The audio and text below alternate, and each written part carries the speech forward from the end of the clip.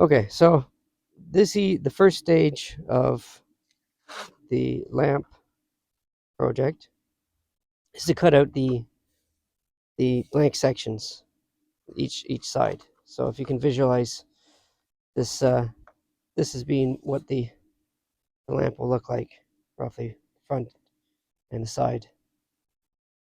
And this, so these are the front and the back panels, and they'll sit at a taper. And then there'll be two end pieces, and then there'll be the separate sections for the corners. So there'll be sections something like this. These are just the offcuts, but they'll orient themselves on a chamfer, so meaning like a 45-degree angle. And yeah, so that's the first stage. I just wanted to show the so people can visualize how it all comes together from flat pieces, sections, and it's like kind of like building a three-dimensional puzzle. Everything has to be fitted at the right angle, so everything has to be adjusted, hand sanded together, brought together in a tight fit. And it's yeah, basically just assembling them, taking two-dimension pieces and making them into three-dimensional pieces. And that's the fun, is matching up all the veining if possible.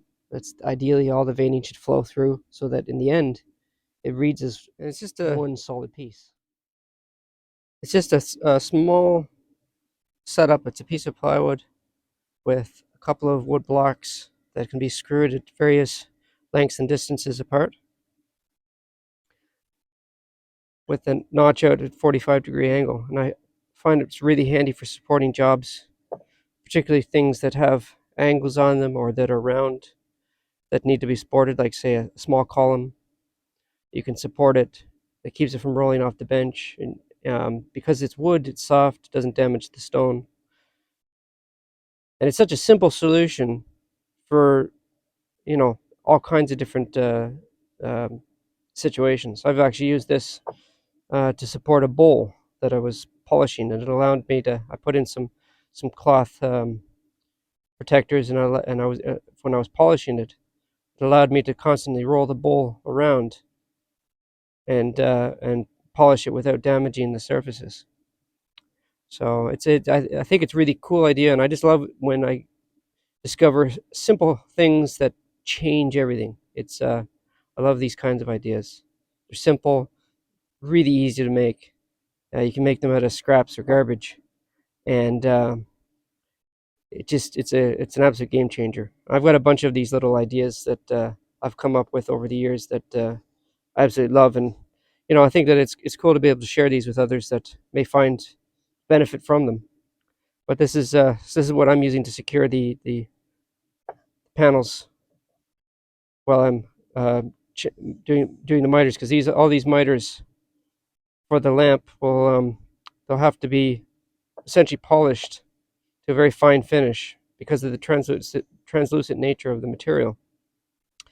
The the epoxy or the resin that I'll use between the panels, it has to not only bond, but it also has to essentially become invisible because the light transmission is so high in this material.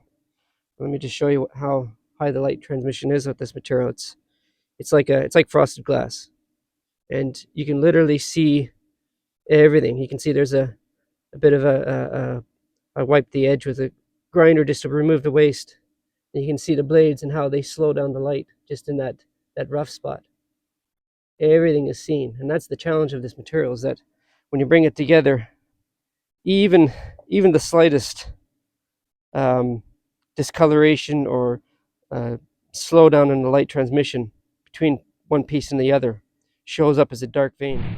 Bringing them together in such a way that there's no slowdown of the light transmission between one piece and the other, that's the art right there. And here I am actually sharing some of the the secrets of this, because we have pulled off jobs that have baffled many people in the industry in the past, and one of them is working with exotic materials such as this.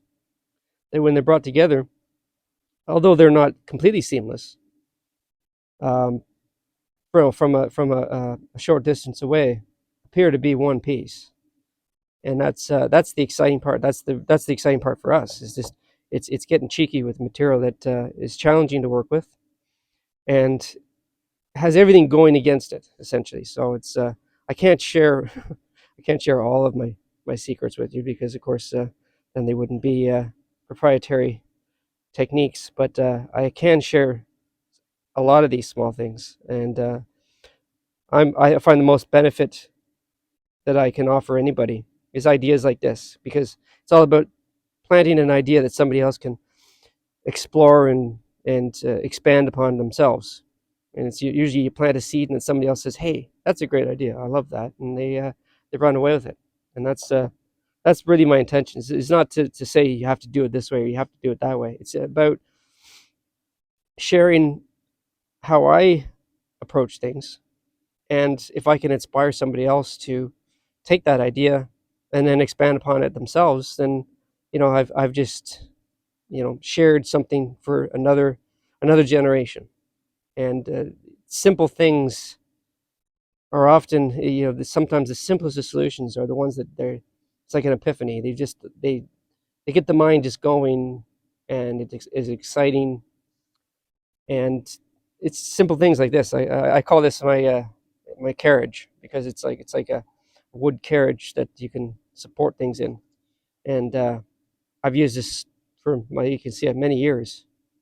And it's just amazing, and when you're done with it, you just tuck it away in the corner, and a year later when you need it, you just pull it out, and maybe you just adjust these. You take the screws out, it's got screws in from the back, adjust the distance of them. You can expand it right out to the very edges of it, and you can support a column on it or whatever you want. So it's so simple, but I love it.